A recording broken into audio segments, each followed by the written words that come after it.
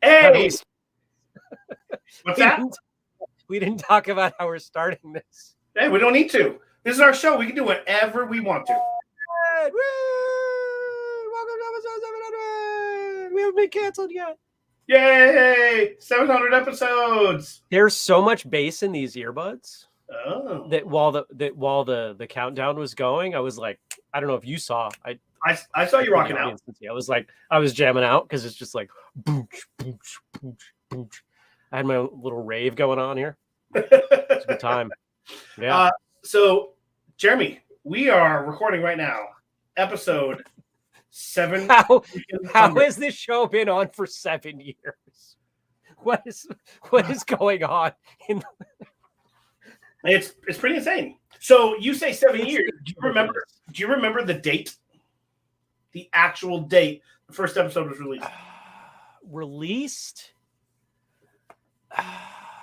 It was very end of March, very early April. If somebody went to a podcatcher and looked and scrolled back, what date would they see? I think it was like April 4, 5, 6. Okay. Interesting. But the date March 31st is also in my head.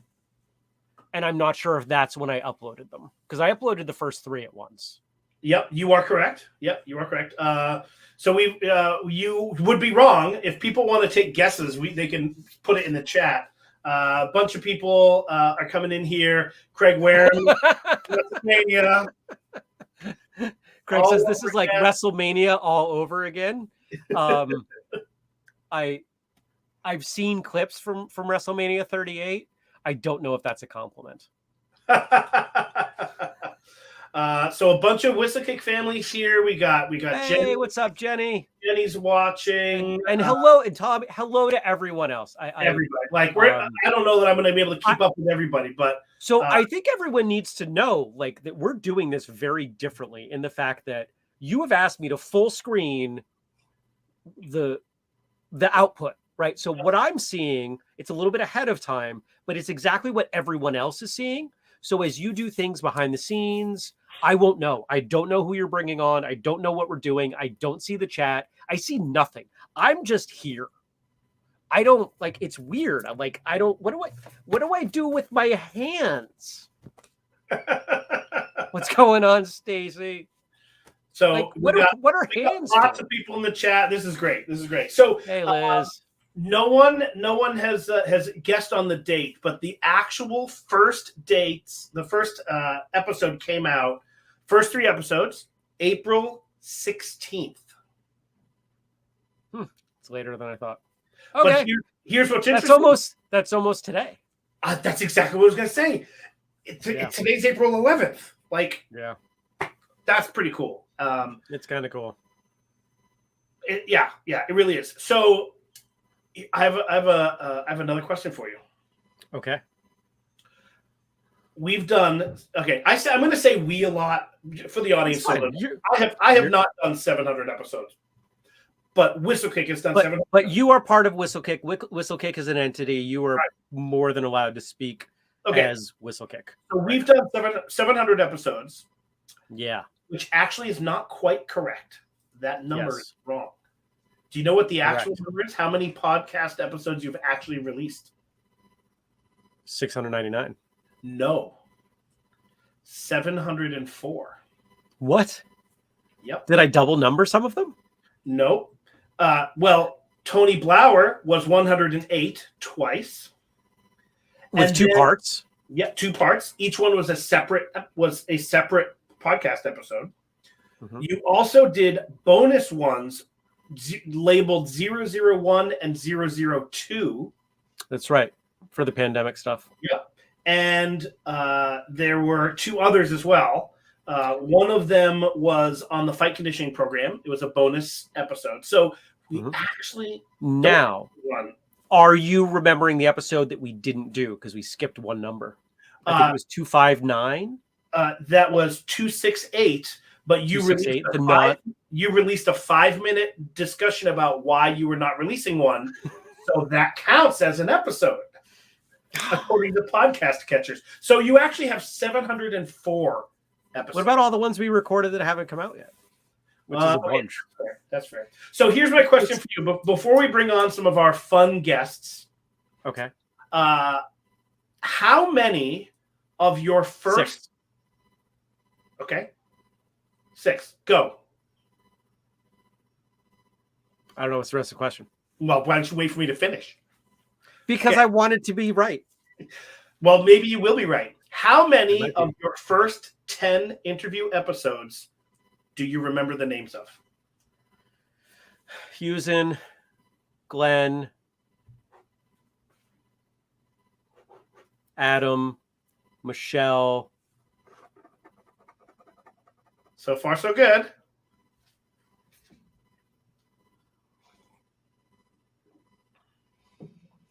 Wayne Mello. Yeah. Yeah, 5 more. I can do math. Number 5 was also a Taekwondo person. Number 5 was Master Adam Grogan. Yep. Who was 3 then? I thought Grogan was 3. No, Grogan was 5. Okay, who was 3? So are you tapping out? You only getting 5 of your first 10? Oh, Jake. 3 was Jake Daniele. Correct. 7, 8, 9, and 10. 9 was Andy Campbell. Correct. Guys, he's doing pretty good.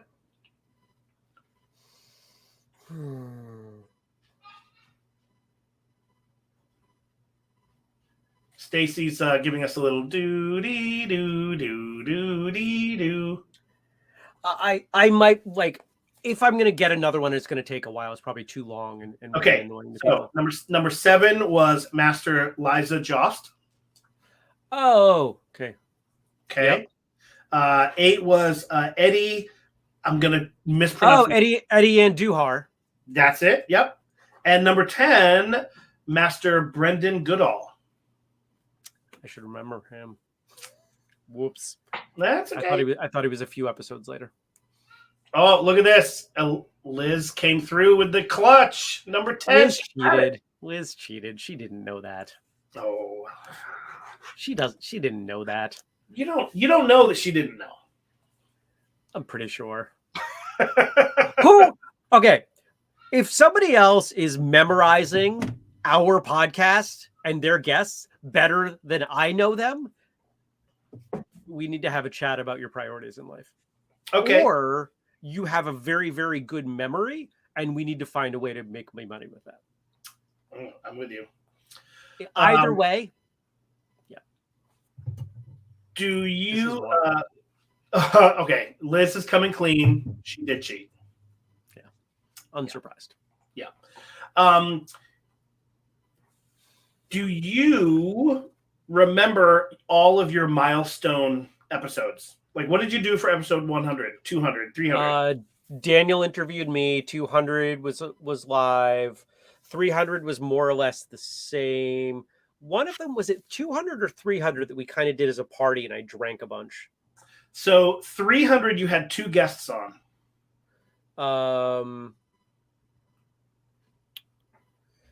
I think that was the one that was it Daniel and Kimberly? Nope, close. Daniel and Brendan. Okay. Kimberly was here for that one, though. I think she was in the background. She didn't want to be on camera. I feel like she popped on camera. And what's number 400? I don't remember. 400 was a whistle kick look back. Okay. Liz is also trying to come clean. She didn't say she cheated. She says she remembered because I knew him from my school. So maybe we'll give it to her. Maybe. Okay. What was episode 500? 500 was the time capsule. Correct. Advice for 100 years from now, which was really cool to be part of. Yeah, that was fun. Yeah, absolutely. Number 600. 600. It was a year ago. It was a year ago. I should remember. You should. But I don't. Okay. I'm sure it was a live episode. I'm gonna give you a hint because I'm gonna bring them. Like a hint. I'm gonna bring them into the chat. Oh! It was we did the super podcast with Jared Dando. You got it. So here we go. Welcome to the show. Hey! Howdy. What's Good going on, evening, man? guys. How are you? Great to see you. Congratulations on 700. Thank you for having me back. Thank you. Surprise. How are the new digs on the East Coast? The new digs. Oh, you pay attention. Thank you very much. Yes, I'm Try in them to. right now. I got some LED lights back there on the ground trying to look Ooh. fancy. Very fancy. I dig it. My Awesome. $40 investment. And now that I look Hey. at you at 700 episodes, at some point, can we get like a Kickstarter going to get you an iron or a dry cleaner for that backdrop there? I ironed this. I ironed this myself. Oh, you put the creases into the cloth. No, I took them out. It was way worse when I got it. Okay, well, you've done improvement. That's what this is all about, improvement. What is This is a very multifunctional room. Very versatile. Say no more. I'm sure missing bodies not far off camera. Multi-purpose. Hi, Elizabeth. Nice to see you this evening. Only Hi, pets. Jenny. The only bodies buried anywhere nearby are pets. Yikes. So in 700 episodes, speaking of improvement, what would you say has improved, the most surprising improvement that you did not expect to be getting better at? What's the biggest improvement you've seen in 700 episodes? My ability to improv. Interesting. I've gotten really good at talking about nothing. Okay. And there's also been this, Not characters. Like, let's be a waiter in a French restaurant. Go. Okay, this improv can still be improved. Get out. Okay. Get out. Very good. There's also, and I don't know when I developed this, but I have this skill, and maybe you have this too, because I know you do. You kind of free flow on some of your episodes. I can talk to the guest and have a parallel track going in my brain as I think about what's coming next. So like I can operate in two roles at the same time. You know, studies have proven that most people think they can multitask, but they really can't. So I'm suggesting that maybe you're not listening as well as you could. Dunning-Kruger effect. Like, oh, you know what I'm really good at is not really listening to my guest, but thinking about other things, but still listening. So what if it's happening when I'm the one talking? You're not listening to yourself. No, oh, that's an interesting concept. I'll have to think about that. Touche, sir. Touche. Because that happens, and that was a skill that I didn't even know was possible to develop, but it's there, and it allows me to, because sometimes you have guests on your show, sometimes they don't give you something, usually they give you enough and you can keep going, but if they don't give you something, right, you start fishing. And so I throw out words and I'm talking and I'm trying to I'm listening for them to say something. Oh yeah, or reminds me of a time, right? I'm just kind of dangling that lure out there, and I'm operating in parallel saying, okay, like if this line doesn't lead me anywhere, what was it they said, 20 minutes ago, and I'm trying to pull that back. So if I run out of what I was trying to say, right, it usually gives me enough of a buffer to go back. Would you because draw? we very rarely, we used to, and I've got, I keep notes for every episode, right? And we used to have a section, okay, like here's where Jeremy wasn't sure what to say for 15 seconds. And I'd say, tell the guests like, oh, hold on, I'm not sure what to say. I'm thinking about transition here. Okay, I've got it. And I'd give them a question. I haven't done that in a long time. Oh, okay. Would you draw a parallel for when you're sparring? There's a difference between just saying, I'm not really thinking, and having that dialogue going on in your head with yourself saying, okay, well, here's the situation. I really wanted to work on my hook kick tonight, so I think I'm going to work on that hook kick. So you have like this kind of second voice going on, coaching yourself while you're doing something. Yeah, there's definitely a parallel. And I think early on, when you're doing anything, if you're not quite sure what to do, we have a tendency to kind of freeze up. Like, and you've probably seen that. I think we've all seen that with people sparring. They're like, I don't know how to handle this situation. The things that I'm doing that usually work aren't working. What do I do? And they just kind of freeze. They may not even realize they freeze.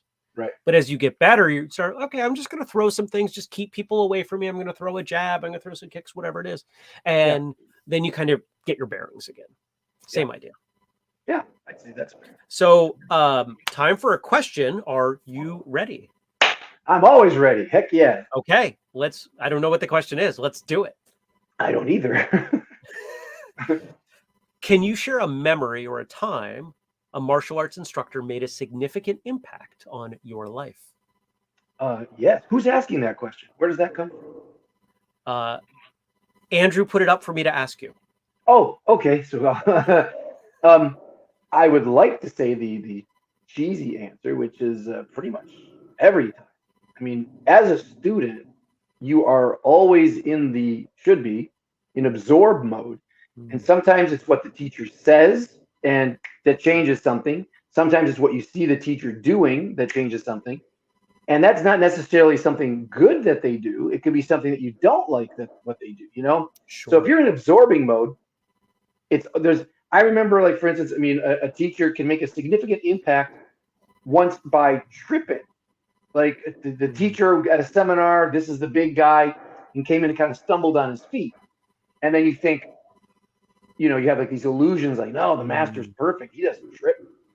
And then, so that was a significant like feeling. And then afterwards, when I knew him for a couple of years, he said, what I do at seminars is I'll purposely trip or belch or fail at something to put everybody at ease, to let them know that I'm just a person, and to kind of change the tone in the room. And at that level, that's a multi-level significant moment for me. Like, wow, you're thinking so far ahead as a teacher, how to make students feel comfortable, how to help them learn. I thought that was a pretty significant. So that one just popped into my head. So what do you think about that? That's awesome. I think that's great. I've had the opportunity, as I'm sure a lot of us have, to train with some pretty remarkable teachers, not just people who have done things, but are really good at teaching.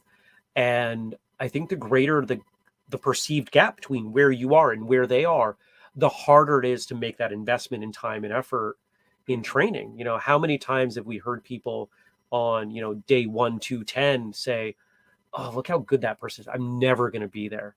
And they forget that the reason that person's there is because they just kept showing up and working hard. And we all have that ability. So to provide that reminder, I think is really cool. I may use that. Thank you. I think, the higher your stature goes, then the more that will become necessary, right? Unless you're a cult leader, in which case you do the opposite. But if you're just which I want to see what's behind that sheet. I'm still very intrigued at what's going on there. Whistlekick headquarters. It's a shower curtain. Okay. I was just looking at shower curtains today, so I have an eye for it. I'm in the bathroom. It's just the bathtub. It's fine. Don't worry about it. God, I hope you're sitting on a chair. He is not in the bathroom. Okay. Can we just talk about how terrible a setup for a bathroom this would be? Here's the toilet and here's the shower. Like what are you doing? Like you're like, all right, and now I'm just gonna like get a lot of work done. No transition time. It would definitely be in an RV. Like that's the only way you would make that work. What's up, Jared? Jared, great. Hey, guys. That's awesome. Ando, I want to thank you so much for coming on. It's really it's so great to have people who are so thoughtful and insightful, and have you come on and speak your words. It's awesome. Love it. Andrew, before he leaves, before you leave, I've said this once or twice on the show, but I haven't said it for a long time. You were the rabbit I was chasing in the beginning. The quality that you put out, the caliber of your conversation, was really significant, and it meant a lot to me. And I would listen to your show and say, okay, pick one thing. What's he doing that I can get better at? And I continue to listen to your show. You continue to put out an absolutely wonderful show. And for listeners, viewers, I really hope that if they have not checked out the Fight for a Happy Life podcast, that they will, because you continue to knock it out of the park. You're very kind. Thank you for doing that. Turning that on me there and sending me the best guest ever plaque. I thought was unnecessary, but I thank you for it. I put that up right away to any other guests who are your check cleared, so I had to. And there's more coming. I hope to be here at the 800 episode, so woo! Hold on to my number. Congratulations to guys, and Thanks, keep man. up the great work. It's really cool to see. Appreciate it. Thanks so much, Ando. Be well. This is so much fun. And Yeah. we're not even done yet, right? Like we just get to keep doing this. I know we got lots more people. Can this just be my life? Can I just sit here and talk to people and you run all this stuff? That'd be great. I still don't know what to do with my hands. Is anyone noticing this? That I don't gesticulate this much. I Okay. usually have like typey things and mouse things to do, but now I'm just like whatever. So this is super fun. It's great to have him on, and people in the chat again. Keep He's such a good dude. Let us know what you're thinking. Let us know you're here. Brian Sargent, he's got an idea for your hands. Just high block. Yeah, sure. That's something to do with your hands. Practice your basics, So here's I have another question for you. Okay. Actually, Jared says you should just sit on your hands or get a coffee. I'm drinking tea. I am not going to have coffee at 9 p.m. That's a tragic idea. I'm doing tea. Especially since all I've had in the last 4 weeks is decaf 3 times. If I had a cup of coffee, you would all get emails at 3 in the morning. So do you remember the first episode that I co-hosted with you on? No. Do you want to take You want to take a guess? Oh, people in the audience can guess as well. If you're watching, what episode was the first one that I was this in the late 3s? No, it's way after that. Really? My interview episode was 472. For real? For real. So it's in the 5s. Yep. We've only been doing this together for a year and a half. Basically, yeah. It's 19 months actually. Holy cow! Feels like forever. Yep. Stacy's saying 501. No. Oh, Jared Wilson wants to know if it's Price is Right rules for guessing. If that's the case, then no, because everybody's going to guess 1, and that's lame. It's not lame if there's a car on the line. And it'll be 502, 503. Also, Plinko is the best Price is Right game, and there's no alternate answer. Jeremy. Oh, hey, Frank. Frank's enjoying you not knowing what to do with yourself. I have no idea. This is so weird. So it was anyone else guessing? I don't want to tell you the answer right away. Stacy's the only one guessed. Oh, Elizabeth is guessing 550. We'll wait another couple seconds. So you said 19 months?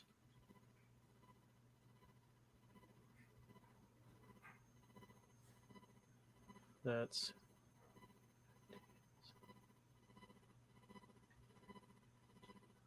I don't know, 600? Okay. Tommy's the closest so far. 543. Oh, no, 550. Actually, technically, Elizabeth would have been the closest at 550. We've got Andrew Marley here. Thank you, Andrew. Nice to see you here. You were close. What's up, Andrew? Andrew's episode was so much fun. And he's got a great name. He does. Marley is a great name. That's true. Jared's saying I was a good addition. Thanks for helping Jeremy out. You know what? It's so much fun. So much fun. Jared, can you not? I've known you for this long and you can't spell my name. Oh, man. Look at that. Oof. That's and it's funny because every time, so those of you who don't know, Jared has a little bit of a non-traditional spelling in his name, and I work really hard to make sure I spell it right, even when autocorrect decides I'm being wrong. All right. So we're going to bring our next guest in. Are you ready? Oh, sure. Well, whether you're ready or not. It's hard to know if you're ready when you don't know what you're preparing for. Well, here we go. Here he comes. Craig! Oh, sorry. I was catching up on this book right here. Yeah. Sorry about that. Hey, man, what's going on? What's going on, buddy? Is this some sort of special event? Is there something going on I should know about? We had some wardrobe decisions. I didn't wear my dragon. I was genuinely nervous that we were going to be matching, so I'm glad that you chose not to. Yeah. Hey, so are we raising money for something?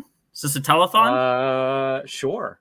Oh, cool. Everybody go to whistlekick.com and buy something so I can, I don't know, buy another hoodie. So I can Another buy my own one? hoodies. because somebody has to pay for them, and that's always me. Oh, what's up, Although buddy? maybe it's you. I'm good, man. How are you? Hey, I'm psyched, Were man. you in the chat when I guessed you were in the chat? Did you hear me say that? No, I didn't hear you. Oh, bummer. No, I transitioned from the chat. Andrew said there are 6 people in the chat, and I'm not telling you who they are. And I just said, hi, Craig, because I figured statistically you were the best bet. Oh, I like Stacy's answer. She says, hi, Craig, raising money for Jeremy's next trip to Belize. Yes, please. You know, this whole segment could be crazy ideas I've had. What's up, Noah? Noah's here. Hi, Noah. I know him. That's a lot. It would Noah. Oh, Noah. Oh, Noah. Oh, inside jokes. Oh, Inside man. Jokes are the best. So fun trivia fact. I don't know, Jeremy, I'm sure you probably know this. I have been a guest on like 4 episodes, and I don't have my own standalone. Has it only been 4? Yeah, well, it's been so many more. That's because we gate crash seminars together. Yes. Yeah, we work on a lot of things together. You've been an amazing addition to the fam, so thank you. Hey, my pleasure. My pleasure. Well, so you'll come on for an interview at some point. At this point, you're kind of, you and I have talked about this a little bit, and I'm not going to share all that because that's between. But you're also this absolutely wonderful, like ace in the hole. Like if somehow we need an episode, I know we can just be like, hey, Craig, can you record? And you'll be yes. And we'll wait, you just want me to talk for an hour about myself? Back up. No problem. Yeah, man, no, it's super cool. 700. I remember. Andrew, put that back up. That was funny. Liz says, yes, every time the word episode is said, $5 for Jeremy's next vacation. Episode. Yeah, but who's paying it? Can we rig up like a digital, I don't know, kind of a swear jar? Jared says 700 episodes is an impressive amount of talking. It really is, especially when you figure that through all the interview episodes, I do so little talking. So I'm pretty psyched. Am I allowed to talk about like all sorts of stuff? We shouldn't talk about the thing we're working on yet. We're working on 12 things, Jeremy. I know. But the thing that we set up a week at a time to work on the thing. Got you.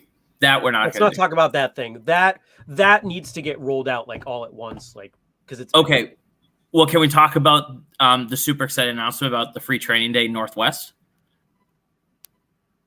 Yeah, because that has a Facebook event. Yeah, right. I'm officially going. Everything's planned, ready to go. Nice. So I'm awesome. hopping a plane. I'm going to the Northwest with you. I hope you didn't buy a ticket yet. No. Okay, good, because I don't know when we're going out. No, I didn't. No, I set aside a budget line item.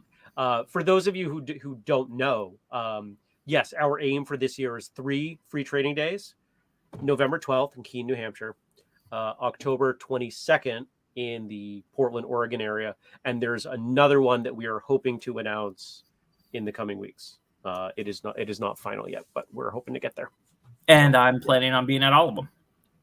And I'm probably going to be at all of them. That would be really weird if you weren't.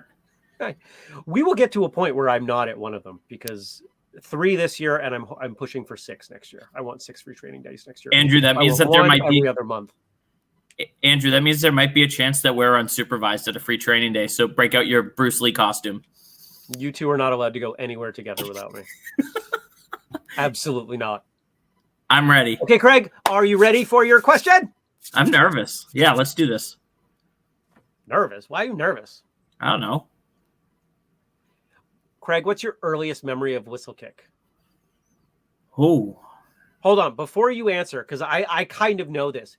Andrew, do you know the answer to this? Do you know this story? There's a story here. I suspect it's... Actually, no. That's more that's you and I meeting. That's not the same. Never mind. I'm just going to shut up. I don't know. I just work here. I don't know anything. So, well, I guess Andrew, that's a good question because Jeremy and I both don't really remember a lot of things. We just became friends one day. It was all of a sudden we were friends. Yeah, and in my head, I remember looking just for martial arts podcasts for inspiration, and I stumbled across yours, and I had listened to an episode, and I don't remember which one it is now, but it was in the double digits. And so Stacy's guessing Free Training Day in Vermont in 2019. And what I love about that answer, listen to the whole thing before you get upset, is how wrong that is, because how much earlier Craig and I knew each other than that. We were, yeah, it was in the double digits for the episodes for sure. I don't remember what the first one was. Honestly, it might have been. Yeah, it might have been Terry Dow. Terry might have been the first episode because Terry and I were already friends, and I saw his name. So, so then I listened to that episode. I listened to a couple others, and I was like, "This guy's pretty cool." So I friended you on Facebook, and then reached out and just said, "Hey, will you come teach at my school for a day?" And you showed up, and you instantly like shook my hand, said hi, and it was a little nervous effort, like that nerve of meeting a martial artist you don't really know. And he looked at me and he goes, "Dude," and he pointed at the back of my head. He goes, "I am so jealous of your hair," and then rubbed his head. I have no hair. So those are my probably two earliest memories of Whistle Kick. Yeah, and we just hit it off. Yeah, we've been buddies ever since. I think one of my favorite things about the show is that one of my favorite and least favorite things about the show is that people get to know me without me getting to know them. But I'm generally a pretty friendly person. I'm generally Sean Flanagan's here, and he says, "I met Craig in the womb." What's up? Sean was one of my original teachers. Yeah. So I've known Sean for 20 years. If this show was rated slightly differently, I would have some follow-up questions. But, going back to what I said before, if I can get back there.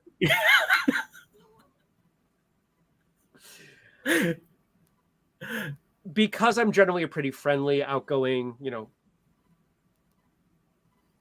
gregarious person. When I meet someone, it's not usually me that's holding back on becoming friends with someone. It's usually other people who are more reserved. So if they come into a dynamic where they know a bit about me, it's a lot easier to make a connection. So just as it's happened with you, it's happened with other people. I've been recognized by voice at tournaments, which is a really weird thing. But I like the friendships that have come from doing the show. I knew when we started out that it wasn't directly monetized, right? Like we weren't selling the show, but when I boil Whistle Kick down to what is the thing we do that is the best thing that we do, it's this podcast because of what it's done, because of the friendships that it's created, not just friendships for me, but friendships between other people. And it continues to blow my mind, and I'm super proud of what we do. Free Training Day 2019. That was the first year I taught there, I think. Yeah. So Tommy's saying that's when he met Craig and I. Yeah. Tommy lived a couple towns over and just kind of rolled over and showed up, if I remember correctly. And was like, actually, no, I think he messaged me ahead of time, was like, "Hey, can I come to this thing?" I was like, "Come to this thing." And he and I clicked too. Yeah. And Stacy, that's right. You and Stacy, Matt?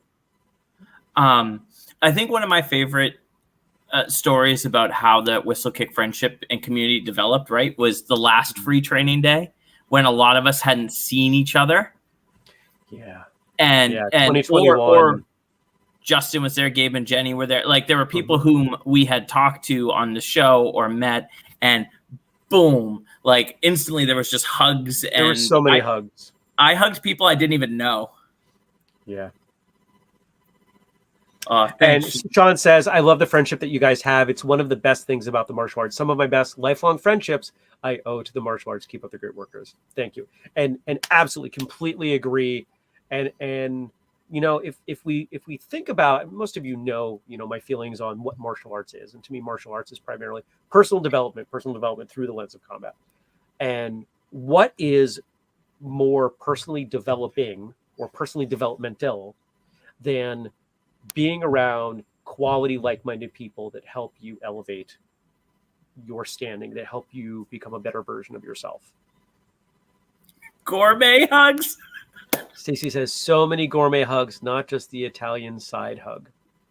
The Italian side hug makes a good photo, though. Jared says, I know so many, quote, whistle kickers by name only. I'd love to meet them in person. Jared was at the first free training day. He's got to come back to another one. I wish I was. We got to get you there. But I wasn't. Look, Andrew, now that you're here and I'm seeing you both together, it's almost like Comic-Con all over again. I know. Yep. So it's an interesting thing, Craig. I was at Free Training Day 2019, but I don't believe I took your class. Don't take it personal. I don't know what you were.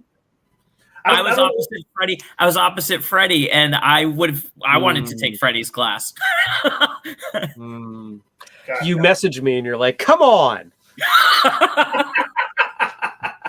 But Craig, you and I we hit our stride at Comic-Con without a doubt. No doubt. There's a great, and I'm because I try to censor my word choice a bit when we're live, when we record. Those of you who know me in person know that I do not do that when I'm not being recorded. But there's a great George Carlin bit, and it's from the beginning of his last album, and he's talking about working on his new set and going around, traveling around, and he says, me, if they've got a zip code, I'll be there. And that's kind of how it is, like with WhistleKit. It's like, you want me to come teach? I'll come teach. You want me to do a seminar? Oh, fine, we'll do a seminar. Should we do this thing over here? Yeah, let's do it. I say yes as much as humanly possible, which does get me into trouble. And it does mean I don't spend as much time at home as I would like to. And so we've started to have to say no on certain things, but I still say yes as much as I can. Jared Wilson is offering to teach at some free training day that he comes to. Jared, somebody remind me to talk to Jared about free training day, please. I'm on Jared will do that. Jared, let's talk about free training day. There are things that I can't share publicly that you need to know about. So, Craig, I hate to see you go, but I like to see. But you love to watch him leave. Craig, thanks so much for being here, man. You are such a delight to have. My pleasure. How much money have we raised so far? Oh gosh, Liz is in charge negative dollars. No, Liz is in charge of keeping track of that, of how many times we say episode. Well, it's going to be a great episode, guys. I hope the episode goes really well. Thanks so much for being part of this episodic episode of episodes. All right, see you guys. Bye. Later, man. Oh, that was so much fun. We're having a good time. Yeah, it was good. Do you remember our first How to Fight? This is a trivia question. What was our first How to Fight episode?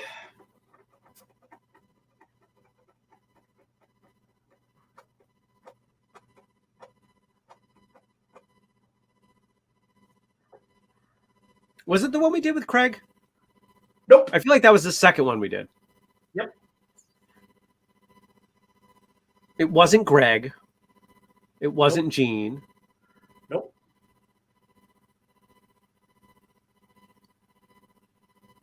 Oh, man.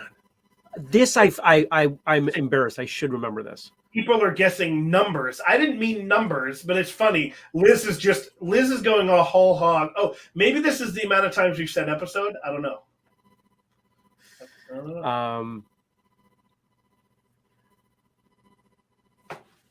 I remember you and I talking about it. I remember the genesis of the idea. Jenny is guessing Greg, but that's not right. When you hear it, you're going to kick yourself in the butt. Really, really, really bad. I know.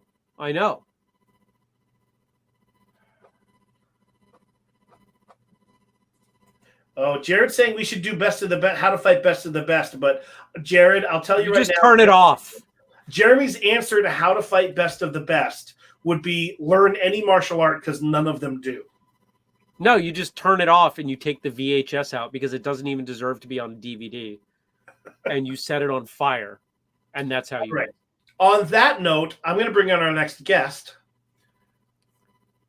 Are you ready? I'm so embarrassed already. Yes. Okay. Here we go. Hey, you guys are on vacation and you're still on the show. What's going on? 700 episodes. Can you do it? Can you do it? There's only Can you one thing we can say. Woo! Oh, that was so restrained. Well, my wife's ear is right there. I appreciate that. Yes, it's true. I- We are in Las Vegas. We're on vacation. We just guys drove have fun? back quickly from the strip because we couldn't miss the Aw, 700th thanks, bud. episode of the greatest podcast in history. Right here. Wow. It's a lot of pressure. Are you guys having fun? Yeah. What have you done? Blessed.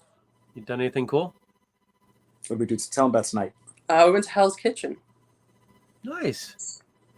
Which, yeah, I've never seen the show.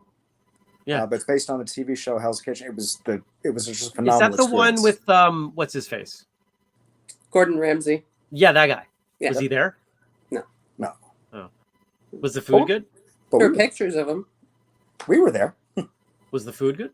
Phenomenal. Yeah. Awesome. I think Sarah said it was the best meal she's ever had. For me, it's Wow. easily in the top 3. Oh, that's awesome. Easily. It was so You amazing. hope when you go to something like that that's so hyped up that it can live to the expectations, because it so rarely does, right? All the things, like when you go see a movie and like, it's the best movie ever, and everybody's saying that, and you get there, and so you're expecting here, and even if it's here, you're disappointed because it wasn't what you expected. No, I would say it exceeded all expectations. Mark's here. He says, "I made it. Let the party resume." Oh, we didn't even press pause, my friend. Awesome.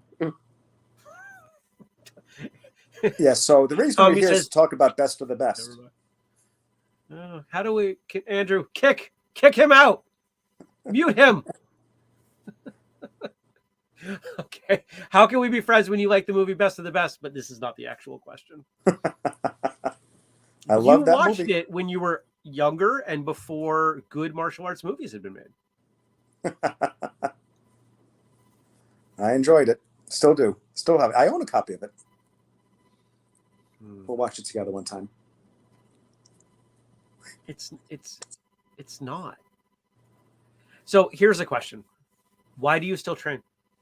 It's a great question. And when you were talking to Craig, you talked about, I forgot how I was going to lead into it, but we were talking about martial arts and well, make it simple.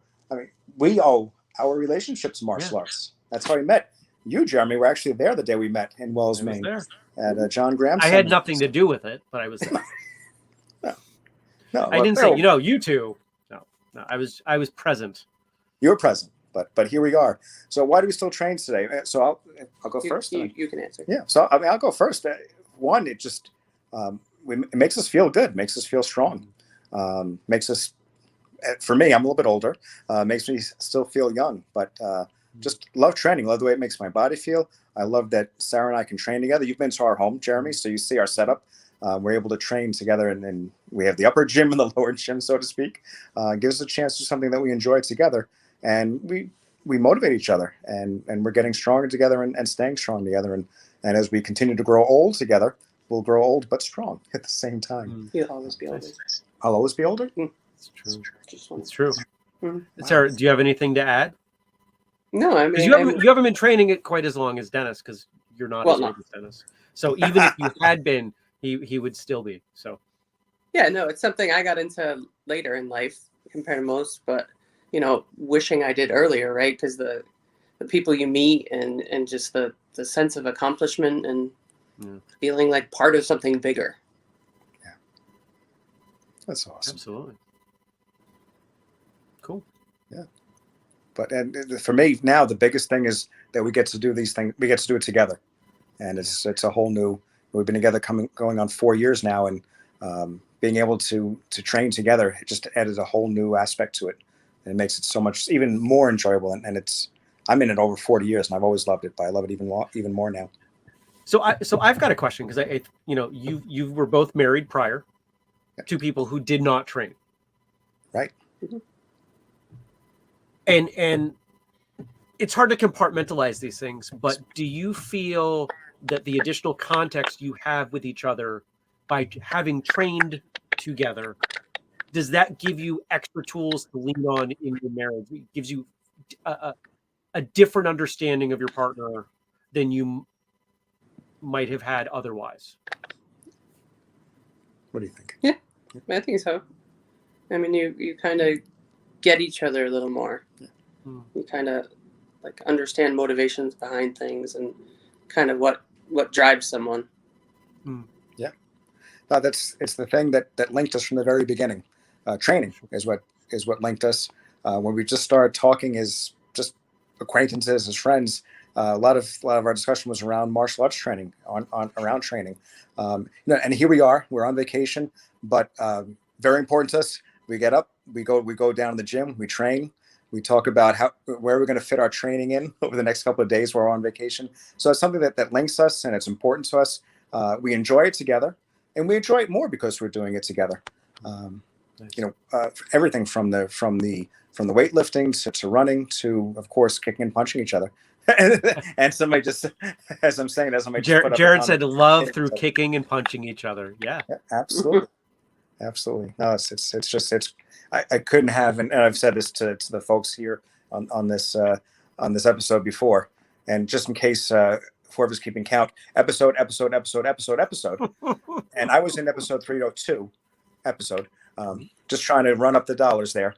I must make I'm sure flying first class. There you go. Keep it up. Yeah, it's the thing that's linked us from the very beginning and links us to today, and it's a great common denominator. That's awesome. Thanks so much for being here. I feel confident speaking for Jeremy when I say it means a lot to us that you guys are on vacation in Las Vegas and decided, we got to make sure we are a part of this. That really is awesome, guys. That's super cool. Thank you. Couldn't miss this. I'm so proud of you guys. Love you guys. Talk to you soon.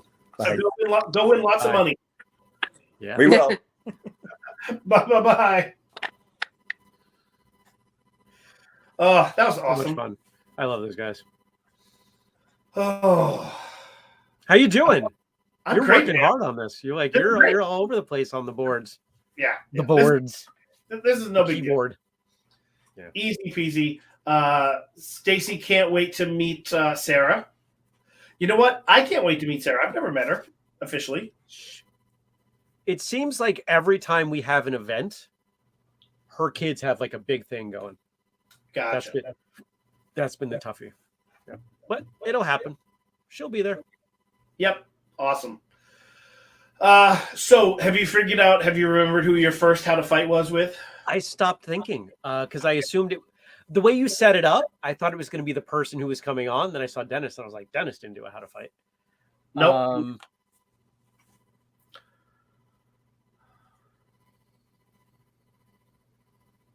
Nope, too long. Here you go. Almost Jenny and Gabe. Yes. Can you hear me? Yeah, we can hear. I just unmuted you. Cool. Yeah. I just, with these headphones, I wanted to make sure. Yeah. Yeah. That's right. It was with Gabe, wasn't it? It wasn't me. How to Fight was with Gabe. Yeah.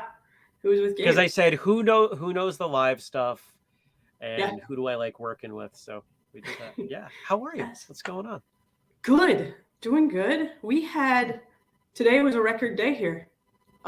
We set a record apparently. We got like 5 inches of snow. Oh. And that's not something that's happened since 1965 here on April 11th. So that's crazy.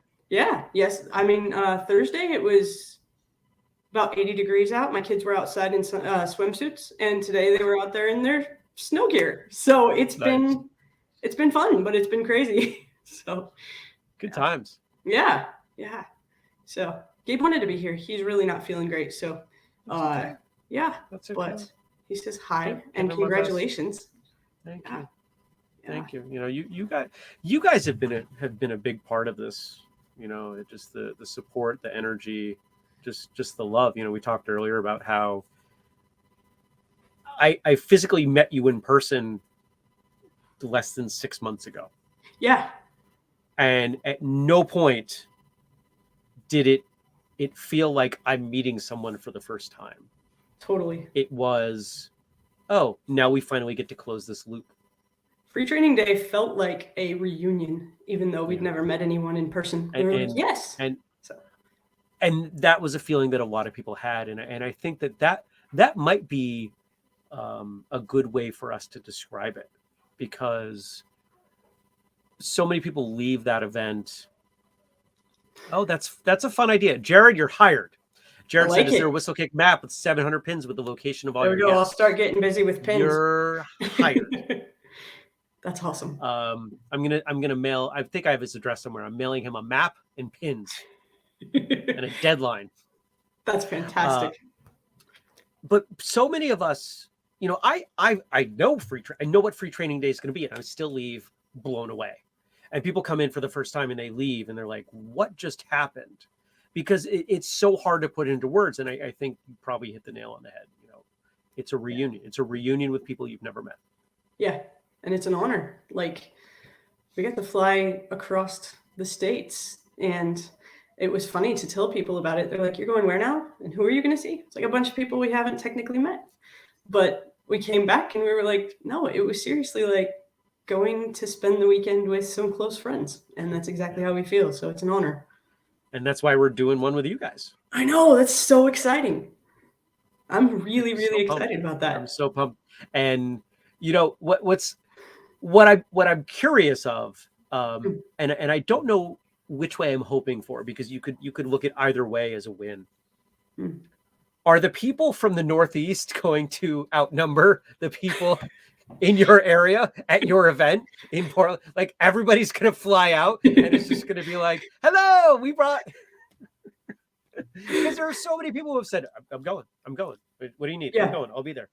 Right? I know that's so exciting to hear Craig say he's coming, and everybody. So it's, I've heard a lot of people saying this, and there are a lot of people saying, "Okay, I'm trying to make it," and then, you know, as we try to get the third one knocked out, you know, get that on the schedule, you know, there are people going, "Okay, you know, like, is this like a Spartan thing? Like, do I get like pieces of a medal and I put them together, you know, and you know, now I lord over Hyrule." There's a nerd reference for some of you. There you go.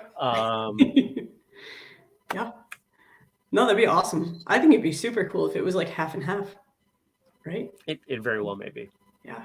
You know, it's a good time. Yeah. It's a good I'm time. excited. You know, to borrow a common phrase, if you know, you know. Right. If you've never been, it's hard to put it into words. It just, there's some magic there, and we're going to do everything we can to share it with as many people. I'm super excited to be a part of it.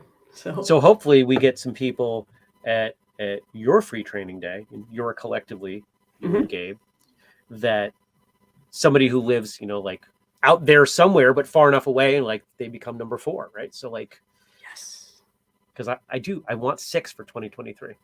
Dude, it's the best thing we do outside of martial arts radio, right? Like, let's do more. Let's get more people involved. Absolutely. Let's change the world. Sounds good. All right. So I'm going to ask you a question. That's a little rough in that sentence. Who is the person you feel you've learned the most from in martial arts, and why? Oh, man. I'm supposed to answer this quickly, aren't I? This is a huge question. You know, stall for time. No, that's a fantastic question. It is. And the hard part is I have to choose one person, right? Yes. I have to choose one person, I guess. Thank you for following rules. Yeah, I'm a rule person. So is Gabe. That's why we get along so well. But anyways, I would have to say it's a guy named Harry McLean, and I hope at one point or another he's watching this. But when I started, I was 12 years old and super excited and didn't know anything. And I've heard it explained that there are generally 2 kinds of people in the world. See, I use my hands a lot too. But there's what people and why people, generally speaking, right? The why people, they don't do it until they understand why they're supposed to do it. And the what people, you tell them what to do and they just go do it and ask why later, or maybe never. Yep. And especially as a kid, I was very much a what person. Just I want to learn karate. I want to learn martial arts. Just tell me what to do. And he was really, really good at giving me things to do, but then coming alongside and saying, okay, yeah, but why, or how, or what's the point? But not in a, no, you can't do this until we ask all the questions, if that makes sense. And so he had me busy. He himself was 16 when he started teaching me. He was only a green belt, and in our system that was like mid ranks. But he stepped in where somebody had to do something so the dojo didn't close, and he did. And he was kind, and he worked his butt off just to make sure we had things to do that weren't just filling time. He was constantly studying. He was going to other places and asking, hey, what can I learn from you? Can I put a white belt on? Will you teach me? Can I pay $20? It's all I've got. At 16. Yeah. At 16, and he's he doing this. Exactly. And he would come back and he'd go, hey, I learned this thing, but I only had an hour there, so I don't really understand it. But let's do what I learned. And you think of all the questions, and I'll go back and I'll ask them, and then I'll bring back the answers. And so there was this constant inflow of new information that we would process together. And that's what gave me my foundation of being a person that says, you want me to practice this form 1,000 times so I can do it in my sleep and do it backwards and forwards? Great, I'll do that. And then he'd come alongside, he'd go, fantastic, you're doing it great. But what are we actually doing? And so, yeah. And he just, I consider him my sensei, even though he never ran the school. So, yeah. I over the years, I've had the opportunity to train, as you know, with a lot of people. And I think one of the biggest differences between for people that I have a full understanding of context for their training, the people who I think are on a different level were conditioned to ask that question, why, at the right time. I'm not necessarily going to say earlier, because it's different for different people. But there are a lot of people who are in a black belt and they never ask why. They are never asked why. It's not a question that arises for them. And they may have phenomenal forms, phenomenal technique, but why allows you to make improvements. You can't have improvement without change. You can't have growth without change. And that requires asking why. Yep. Yeah. So you were learning with him. He was just a little bit older than you. He had just a little bit more knowledge, a little bit more understanding of martial arts than you. And so he was developing rapidly as he's trying to internalize and share. And I can imagine that you and the others, he'd show you something, and at least some of the time somebody might say, that doesn't make sense. What about this? Could it have been this? And you know what? I bet it was that, and I remembered it wrong, right? Like that kind of stuff. And so now there's this hive mind developing what your curriculum was, what your understanding was. And I didn't know, I didn't know that part, the part about him going out and bringing back. That's new information for me. But that so very much, you may remember after Free Training Day, I shared something with you and Gabe about how you reminded me of the dynamic between my original instructors. Yes. And now I understand why. And there's too many words to give everyone watching, listening the context, but just know that I came from very, very special people. I saw something very special in the two of you and the way you interacted with each other and taught. And it's because of why. It is that question. I have no doubt now. Yeah, absolutely. And I know as I've developed as an instructor, I always encourage the why. And sometimes the what is important, and I reserve the right to say, hey, I'm going to explain that later, but I will explain it. And if I forget, because I'm human, you have permission to say, hey, we don't know why, right?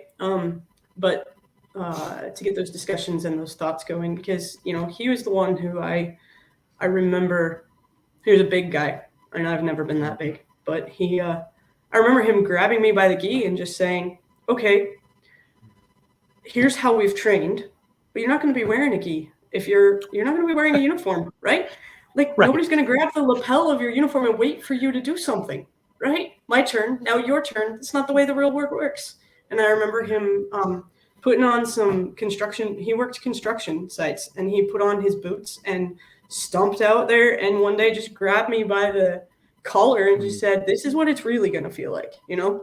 And I remember being terrified. And he goes, "I need you to feel that and think about what we're doing, how it applies, and why." And I mean, to be completely honest, it saved my life 3 times. Right now, I can tell you, I know for sure that his God's. Do you mind sharing one of those? Yeah, I wrote an article. I wrote for Marshall Journal one of those experiences. MarshallJournal.com. Yeah. So the story quickly was I was working for a neighbor, and his grandson was an acquaintance, not a stranger at all, which attackers usually aren't strangers. But he had crossed a lot of lines that he gave me a lot of red flags I should have noticed and taken heed of, and I didn't because I was working and I was 15 and learning. Anyways, he attacked me with intentions that were very serious, and he came up behind me, choked me, and everything went black. I had bruises on my neck, so it was not just a harmless thing. But in that moment, I kind of just snapped into response mode, and it was one of those moments where you're like, "Oh, this isn't like what we do at the dojo.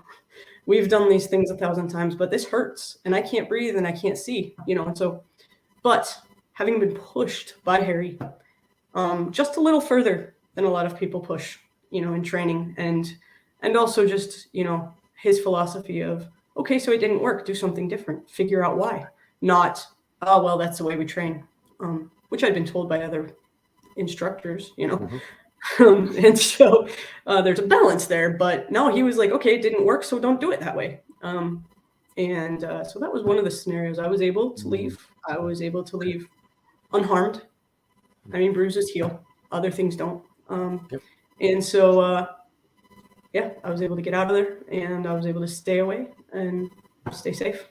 So, Thank you, Harry. Yeah, absolutely. And so, he was the one who, if I may share just another 10 seconds, he was the one who saw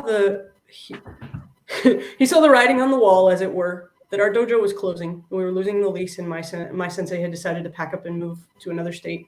And he went, okay, well, you're a brown belt, you're training 4 or 5 days a week. Let's get you moving towards black belt before this isn't a possibility. So he ran me through a pre-test a couple of times, and my test didn't happen.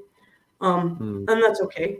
But you've heard that story a bit. But he was the one who chased after those documents and said, hey, she did the work. Here's the thing, right? The board couldn't assemble, but sign the papers and I'll find her and give them to her. And that's what he did 15 years later. So that was a good person. A huge honor. So, yeah. Awesome. Thanks for coming on. Thanks for letting me share, and thank you. It is an honor to be a part of Whistlekick. Of course. Congratulations. You are a phenomenal part. And for those of you who don't know, Jenny is the one who wrote the origin of Master Hopkick. Which Craig was reading.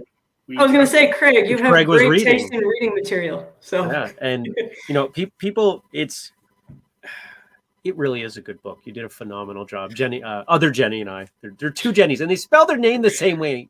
And I just need everyone to know early on that was very difficult for me. There you go.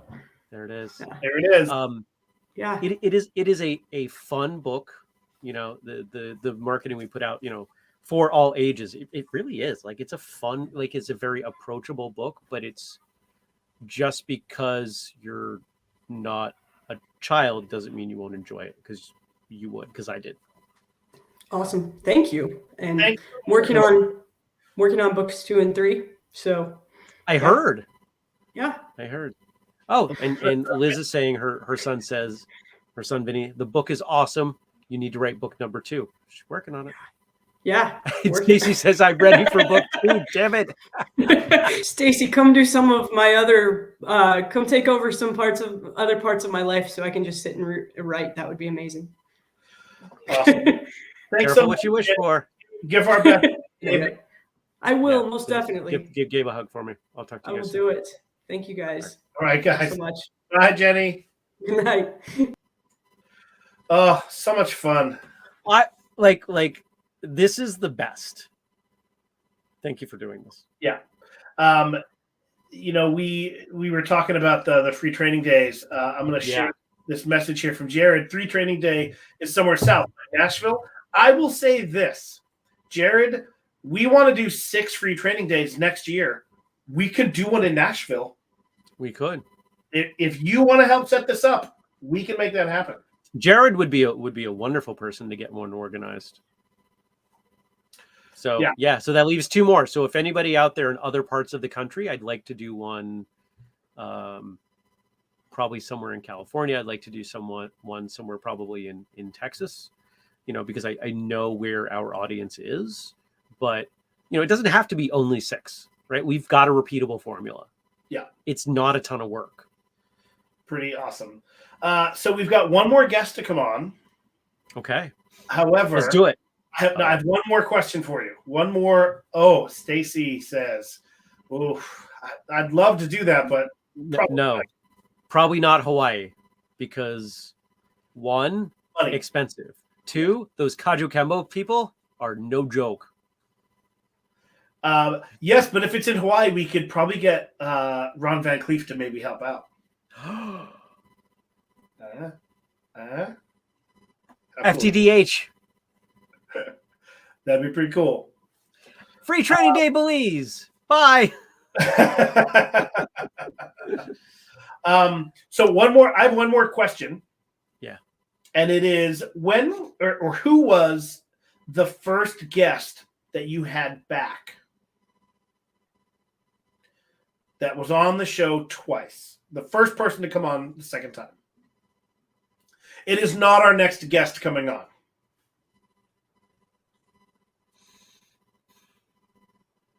Uh-oh. I think it was Brendan. Is that your 5? Jared, Paul, Brendan. Those are the 3 that I remember recurring early on. Now, I could be wrong, because I certainly have been wrong before, and I will check this when the next guest is out.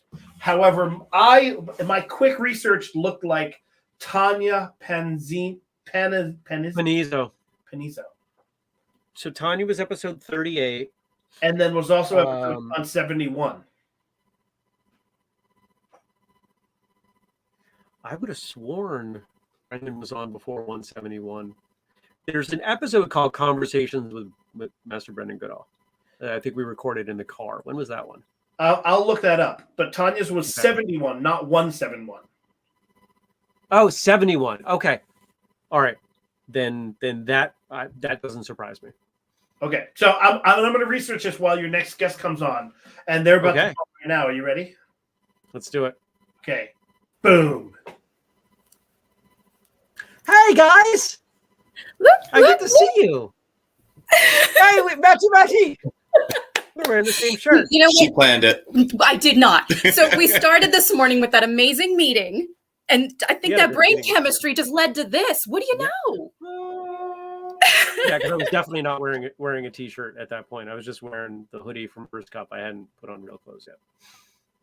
Matt, where's your something shirt? Come on, man. I have to leave in 5 minutes for work. He was wearing his Whistle Kick sweatpants, those amazing Whistle Kick sweatpants that everybody needs to have at least 3 pairs of. So Andrew's right. She did not. In fact, she told me to tell you to change so you didn't match. It's true. I was one of the people that was there in the beginning when we could hear you and you had no idea we were there. I was laughing. I I love it. That's great. Hi, Tommy. That's two right. Jennies in a Hi, row. Jenny. It's true. It's Tell very true. Gabe we send our love. So what's going on? The baby's You're asleep. getting ready for work. The baby's asleep. Yes, Do I have to the talk baby's quieter? Nah, if she Whispering? gets Yeah, you up, can yell all you want. I'm leaving. if she gets up, it's on me anyway. So That's funny. That's a good time. hi. I love this. Hi, Craig. Everybody's just coming on. Everybody's just saying hi. So we may have some people here who are watching, listening later. the majority of the people who have these relationships or saying hi to each other, it's from First Cup. It really Because is. it's every morning and they're there and they're chatting with each other while I'm just, I don't know, rambling. And they I talk feel to like each I'm other. the And only I'm pretty sure listener it's not who about has me been to a anymore. live event. Yeah.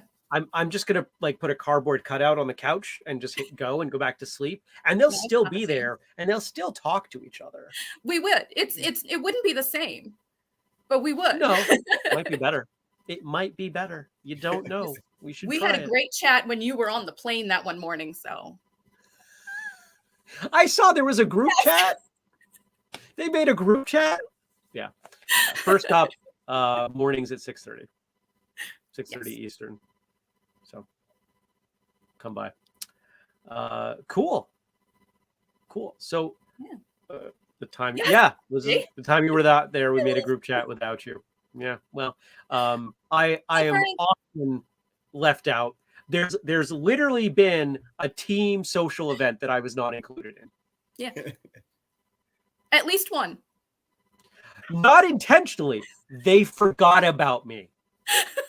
I just want everyone to know that if you feel like this is true. I can't. I wasn't gonna throw you under the bus. No, it was me. For the audience listening at home, it's when the pandemic happened and we started having like some Whistlecake group social events.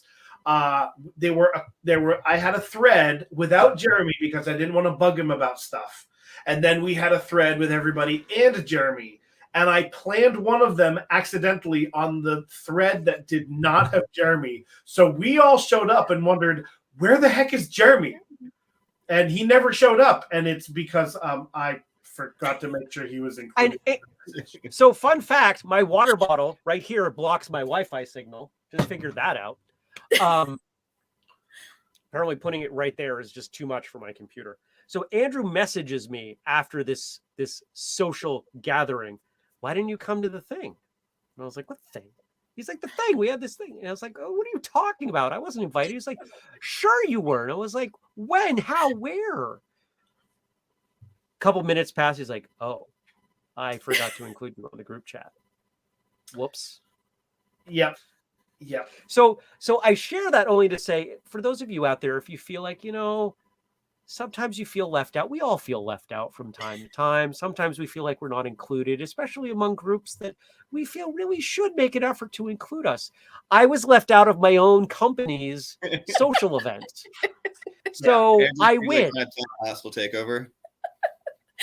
If they want to do all the work, that's fine. They can take over. It doesn't have to be hostile. I'll give them my work. Yeah. So anyway, that is our shirt for Free Training Day. Where the heck is Jeremy? Okay, so I'm going to leave back to chat and I'll put a question up. But yes, I did. It was my fault. It was all on me. We love you, Andrew. I love you all too. Such a good time. All right. What's our question? What do we got? Can you share a memory or time a martial arts instructor made a significant impact on your life? And how about the impact? The impact where this guy broke my rib, or the impact. How about something sweet? Now, before I started training, or maybe early in my training, my youngest was a little dragon. He was 4 or 5 years old at the time, and he was having a very rough day. He was having trouble getting on the floor for class that night, and he just was crying and was so frustrated with the world. And Mr. Nather came over and said like 2 words to him. The kid completely changed his state of mind. He was smiling, he was beaming, and he was out on that floor, and he had an amazing class, best class in his life. I don't remember what he said. I just remember the look in my son's eyes. and just the impact that he had on my son impacted me. And then maybe a couple weeks after that, I had an injury and I was trying to hold back during class, and he just told me to push myself and, just don't even think about it. Just go beyond where you think you can stop. Now, that was before you two started seeing each other. That was roughly like maybe a month before. It was really close. Okay. It was really close. Because I think those bits have a lot of significance, right? That you start to see who people are, and you start to see what somebody's made out of. Having a tremendous impact with seemingly minimal effort on your child. I mean, that's big stuff. It was huge. Stuck with me. Clearly, he's on the couch with you. He is. What was she thinking? There's a toddler just over that away. So I've heard this story, but I've forgotten the relevant details. He broke your ribs? Yeah. I think we have to hear this. Okay, so I was ninth GUP. So I had been training for roughly 6 months total. Mm-hmm. And it was a sparring day for class. And he was trying to take on, 4 of us? Something like that. It was whatever all the teens and the adults in the class were that day. Yeah, so it was all the big kids. And it was him against all of us. Mm-hmm. The all of us was not doing a very good job of getting anywhere close to him. They were too afraid. Me, the big bad ninth GUP, and the short one, I snuck in there and I kept trying to get in my attacks. Well, one time I slid right in there and I was about to kick him, and he lifted up his big size 14 foot and planted it right in my rib cage and ended up cracking a couple of my ribs. And that's the day that he kicked his way into my heart. Oh, but also, that's a great and gross story. And Jared says again, love through kicking and punching. That's right. With a That's laughing emoji. Yeah. Yeah. Oh, here's the one for me. It hurts so much. Yeah, they don't do anything for that. Just wrap it. Yeah, pretty much. Like he stopped for a second just to make sure I could still breathe, and then he expected me to keep going, which I was fine with. But it was just like, all right, come on, let's go. Keep going. We're still in the match. Yeah. I'm okay with it. Awesome. Matt, do you have maybe we're stretching the time that we have with you, but do you have a story about, somebody that was really impactful for you? I have 2. So, I might have been like. Can you lean to the other? You leaned and you went off camera. He was leaning back so we could be the same height, just for reference. She's being too cheesy. I need room. No. I might have been training for about a year, and I jumped from the beginners class to the intermediate group. And our Saturday instructor, she was ruthless in how she did self-defense and pad kicking, anything with a partner. And she used me as a guinea pig, and it scared the crap out of me because I was not ready for what she was about to do. But it's when it started everything with how to apply everything, making it real, and just amping up the intensity instead of just know this, do that.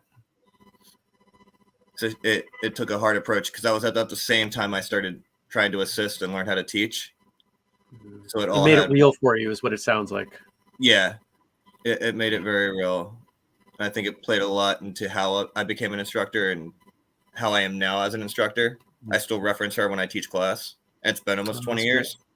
Oh, awesome. And I might have been around a red belt. So I've been training for about 3 years, give or take. I was at a random tournament, and this instructor came up to me. I had no idea who he was at the time, and told me I was the future of martial arts. And I was like, oh, that's awesome. And then about a year and a half later, I was up for my black belt test. He happened to be a friend of my instructor, and he was on my black belt board. Oh, cool. I had never actually officially met him. He came over, said that, and just left. You saw something. Yeah. So that turned into a big thing too. There's a lot of incentive to keep. Yeah, I like when those connections happen. The woman you mentioned, you ever told her how impactful she was? Actually, she had disappeared for a few years, and then she came back. That might have been a second-degree black belt at the time, and I helped her prep for her master's test. Nice. But if you never told her, I hope you. I hope you did. I don't know if I ever said it directly, but we definitely have had conversations that led in that direction, and just at that point, I kind of impacted her too, because just the relationship we built, because she taught me how to teach. So every Saturday we spent anywhere from 4 to 6 hours together, just That's awesome. on the floor, watching me screw up and try to become this thing. A lot of us underestimate how impactful how impactful you was to someone else. I mean, you know, as a teacher, like that's the goal, but we usually have to connect those dots for ourselves. So for someone to say, like, it's funny, you changed my life, right? Like that's yeah, better than any other reward. It's funny enough, Jenny probably talks to her more now on Facebook than I do. And that says something. I have never physically met this instructor, and yet I'm still learning things from her through Matt.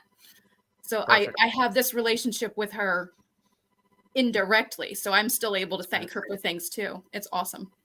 Jeremy, it's nice seeing you. Good to always to see your pretty face. But I need to run. I got to be there in like 5 minutes. Thanks for doing this.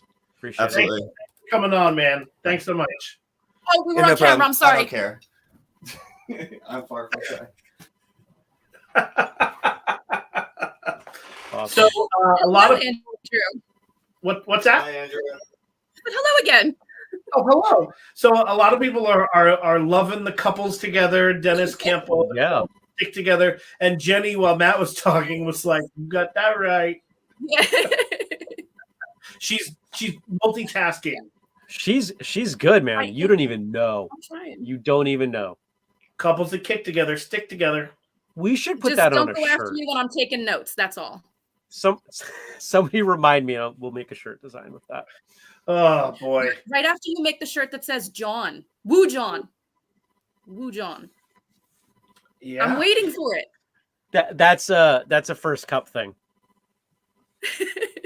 That's a first cup thing. If you don't come to first cup, then you have less of an understanding of it than I do, and I'm there every episode.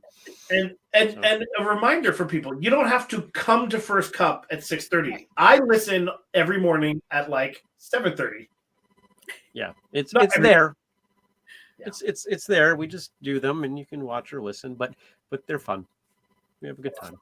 Jenny, thanks so much for coming on. Yeah, Jenny, thank you. I get to talk to you twice in one day. How lucky am I? Thanks, guys. Congratulations on 700, sir. Thank you. Thanks. Bye-bye. Bye. Oh, Jeremy. That's fun. By the way, while you were talking to Jenny and Matt, Tanya is the first person to come back. Okay. Brendan Goodall's was later than episode 71. Okay. You did your checking. Yep. It was good. Yeah. What was that episode we brought her back for? I will look. It was something about because it was early. Kids. Okay. It was early in the Thursdays. She was like the last, because I remember your first Thursday 37 or 39 was the first Thursday episode. 33. 33? Okay. Yeah, November 12th. I do my homework. You do, clearly. It's like this is your job. Episode 71 with Tanya was martial arts benefits for children. Okay. Yeah. So this was episode 700, guys. Like episode 700. Holy guacamole. How do you feel, Jeremy? Right now? Yeah, like we just did 700 episodes. Like I don't mean like I feel tired of it. Like this is episode 700. Tired. I'm excited. This is a great example of things being iterative, right? Like if you had told me a few years ago, pardon me, I'm getting yawn. If you told me a few years ago, like you're ultimately going to have like a bunch of people watching episode 700 live, you're going to stream it on 3 different platforms, and you're going to have this awesome co-host, and he's going to like run the background for that episode, and you're going to bring like friends on. And we've been like, that sounds like so much work. Also, wait, 700, right? Like, so it's everything else that we talk about at Whistlekick. It's everything else that we try to get people to do. It's the slow incremental progress. And so when you do that, it's not as daunting. And it really, because I'm immersed in it, I think the difficulty for me is to take several steps back and be able to look at what we've done, and it's awesome and I love it, but it doesn't feel like what we've done today is big, even though I know it is. Does that make any sense? Yeah. Jared wants to know if it makes you feel old, excited, or flabbergasted. I never feel old. I'm like Merlin. I'm aging backwards. I do feel excited. I don't know how to feel flabbergasted. That's more like surprise, right?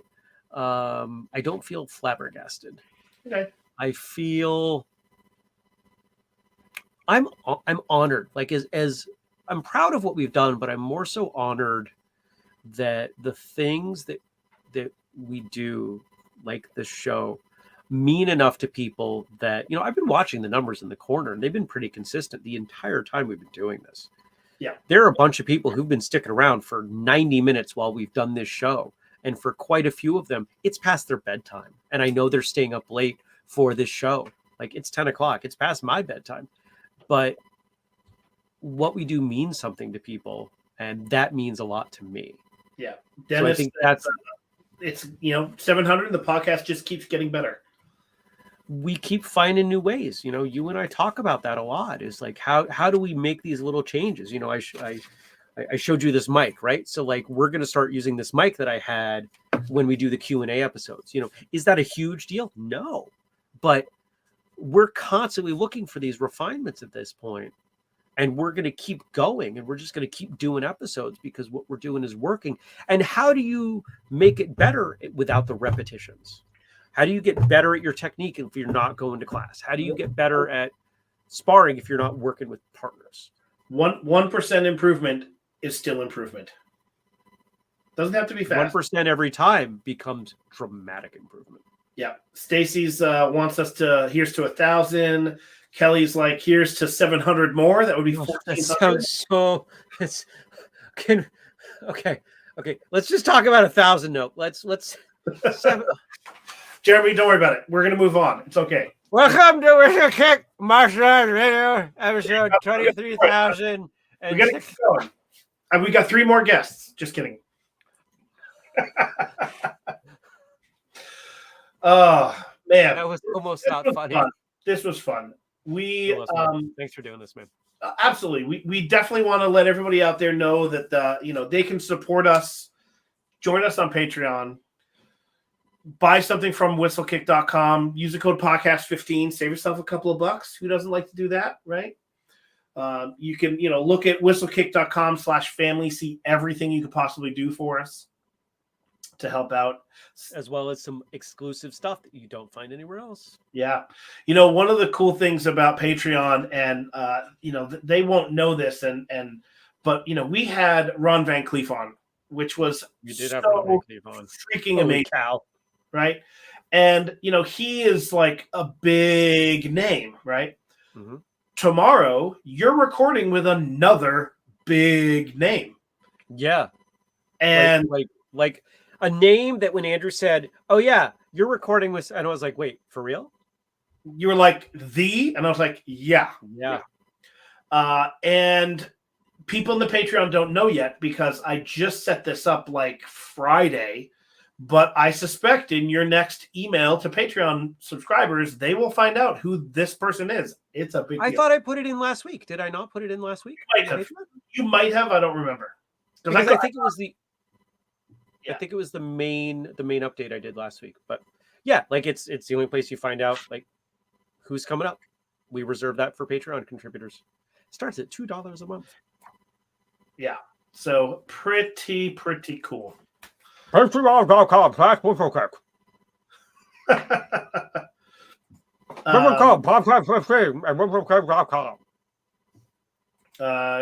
Stacy's episode.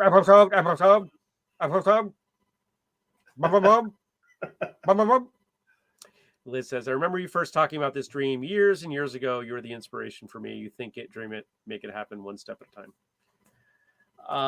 I don't know how to do it any other way. I want something, I go for it. That's not always a good thing. Yeah. But you don't have anything without that. Yeah. Jenny says, Go buy books, please. Jenny's in charge of our book division. She forgot to tell. Got a bunch of books. That's okay. Marketing is my job, not hers. So, great That's how I show. impersonate an auctioneer. Because that's right. what I hear when I hear an auctioneer. Jeremy, It's getting silly. 700's a wrap, buddy. Thanks, man. You are very welcome. I appreciate you. It was And really we all know, everybody knows, the show is better because of you. So Thanks, what I man. do. I love it. I'm gonna go to bed now. That sounds great. All right. We're going to sign off, everybody. We hope you all enjoyed this. Had a good time. Liz, you're correct. It's way past Jeremy's bedtime. First Right. cup in like 8 hours. I know, 8.5. right? All right. This, Bye, this is no guys. Queen's wave.